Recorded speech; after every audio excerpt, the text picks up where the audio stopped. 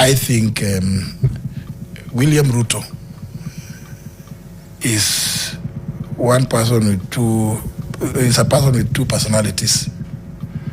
The William Ruto that presents himself to the public is a completely different character from the one that sits behind in the office and crafts stuff. I think that kind of person is quite a dangerous character. I think William Ruto is actually unfit for the position of President of the Republic of Kenya. I have come sadly to that conclusion. And I have no bitterness. For me, I just feel my own assessment. When I watch William Ruto sometimes talking to members of cabinet and to see him say, I do not want to see corruption in my government. Then I start wondering, who is this talking? And I'm sure we will have occasion to discuss a lot of... Is he corrupt? Who? William Ruto. I think, I don't know. But if you see him talking about corruption, you're like, who is this talking about corruption? Is it because he's corrupt? I have so many examples. Not an example, but is he corrupt? Examples aside. Absolutely. Okay. Very. Yes. Irredeemably. Okay. Corrupt. One example you can walk us through. I know you've told us that there's many. Just a. I don't want to give you the obvious ones about the Adanis, because I have some background about it. He's the one who was clearly behind it. And I know this because when his advisor, Adan Mohammed, invited me to attend the COP28 in Dubai in 2023, he gave me a lot of information which ended up with the Adani deal about the airport specifically. Even during that same time, some Russian oligarchs who had offered to invest $1 billion here in Kenya. And again, it came from Adan Mohammed. In fact, I have even staff telling me that an NGO, I go and check, if there's no, I said the NGO council says we don't have any such company. No such thing is registered. Then, on the day we were coming from India, after that COP28, we flew to India for state visit, blah, blah. I am landing on my way back because Guru, this guy of Defki, I see Ruto around him. It's one of the Guptas. When Guru told me during breakfast on the day we were leaving Delhi, that that plane of the president is not good. I've chatted another one for him. As we are going direct, get an executive jet. I've gotten him. So I land in Dubai. Ruto is calling me. Those people, those Russians want to. They are there. They are in Dubai. They are waiting. You signed in. I said, I'm just at the airport and I'm on transit. I am not leaving the airport. Right. He said, no, but they are there. Your people, your staff have already worked on the document. I said, no, I will need to go and review it in office. This document being the deal? The deal. They were purporting to give a grant of $1 billion to grow allegedly 3 billion trees towards the 15 billion.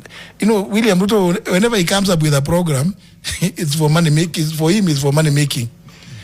Now, I come and tell them, they bring me an MOU. I tell them, and I remember I spoke about the MOUs. Yes. I told them, it came from the Minister of Environment, which they pushed through. I tell them this thing, the $1 billion can only be by way of a grant, but it cannot come directly to the ministry because under the PFM Act, Section 47, it can only go through the National Treasury. They are trying to avoid that money going to the National Treasury, and it's money coming from abroad. Right. I mean... You're being asked to sign in an airport. I'm being told to sign at Dubai Airport, and it's William Ruto calling me directly. I'm telling you. But anyway, maybe I could... let me say this. No, finish. Let me say this. I think it's a very unfortunate situation for the country that we have William Ruto sitting in the office as president of Kenya. And you know, we have too many examples to give. And you knew this before you were. Did you know this before you were fired? Wouldn't this information have been helpful to the people of Kenya if we knew it before? Like I said, I am a gentleman, I was going to. In fact, somebody talked about a book. It's a book the book is already in the works. I started immediately. I left. Actually, just before I left Parliament as Speaker, that's when I began working on it. Then, now that we went into campaigns, I stopped a bit, and then I said, "Oh, why don't I just wait and finish my experience in the cabinet before you do an expose?" No, it's a book to give this so that the book also includes my experience in the cabinet.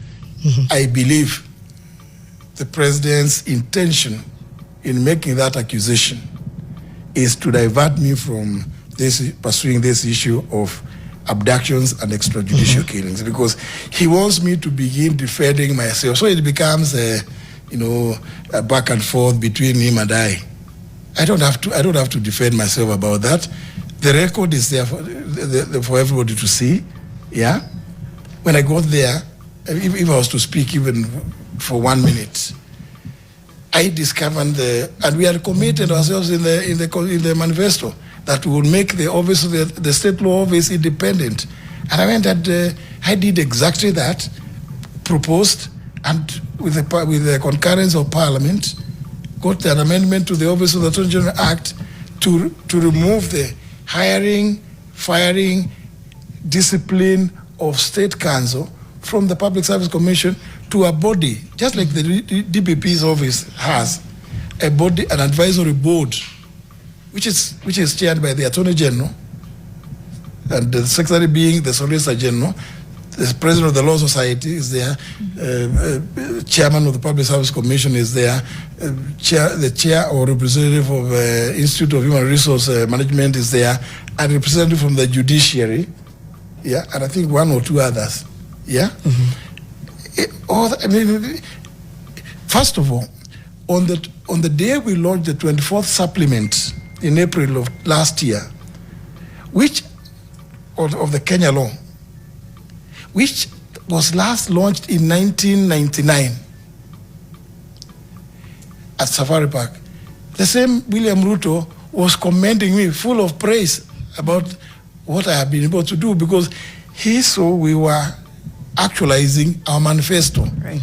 But never mind that. And I think that's the area I don't want to go to, because I think that's where William Ruto wants to take me, so that I keep defending try to defend myself. I think that my record is there for all to see. And let me also say this, among other things which I introduced, I said MOUs will not be used as a basis for entering into contracts, committing government, because many of the cases that government has been losing based on contracts have been because ministries were entering into all manner of MOUs. Right. And I insisted MOUs must be brought to the Attorney General to approve, so that when you see it's going to be, this is binding, you tell them, no, this is not the way it's supposed to be done. Right.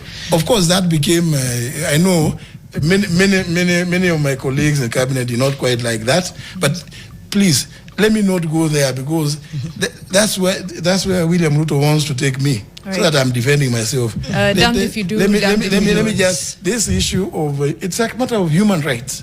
It's a matter of us enforcing our constitution. It's a matter of Constitution. Did your relationship with the president? Did your relationship with President Ruto turn sour after the abduction of your son? Where you said he was praising you last year. So where did it begin to get tight between the two of you? Let me say this.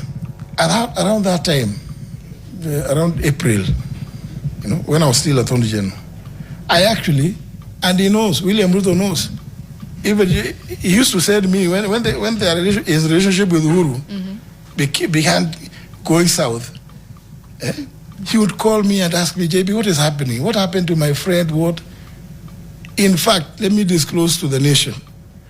In January 2020, because their relationship was getting so strained, I sought the intervention of the religious sector and I had a breakfast meeting with Cardinal John Jue, and I pleaded with him to call other senior clergy of his stature and go and sit these two people down. So, because I was seeing it was getting bad. So even with regard to him, William Ruto and his former deputy, around that area, around the month of April of last year, I actually had tea with him. Now that he is the one who has begun this thing, by saying the things he said at Iftar and at Sagana State Lodge, I think I'm at liberty also to say. Speak. I approached him, I told him, I see there's something that is happening between you and your deputy. What is the problem? What is wrong? Why can't two people, because it's affecting, I think it's affecting the way we will operate as a cabinet. Okay. Because we don't want to be seen to be accused of being pro this and anti the other.